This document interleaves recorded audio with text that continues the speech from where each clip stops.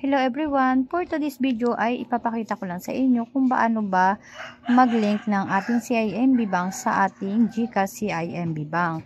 Ang una natin gagawin, mag-download muna tayo ng apps ng CIMB Bank.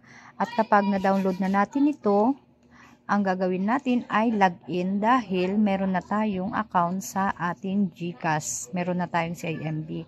So, dapat ang i-fill up natin dito sa apps ng CIMB ay same din doon sa kung anong details ang nakalagay sa inyong GCash para mag-match po sila. So, get started. O, ayan. I-login lang natin. Piliin natin ang GSID.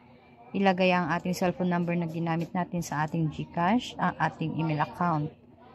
And then, lagay natin ang OTP. Confirm lang natin. I-check lang natin yung dalawang square na yan, then agree. Magawa tayo ng ating username at ilagay din natin ang ating mother's maiden name.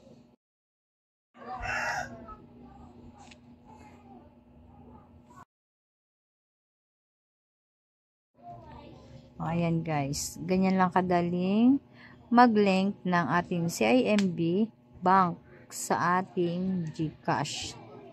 Ayan. Alam nyo ba guys na magandang gumamit nitong CIMB Bank dahil lahat ng transactions sa InstaPay ay libre lang.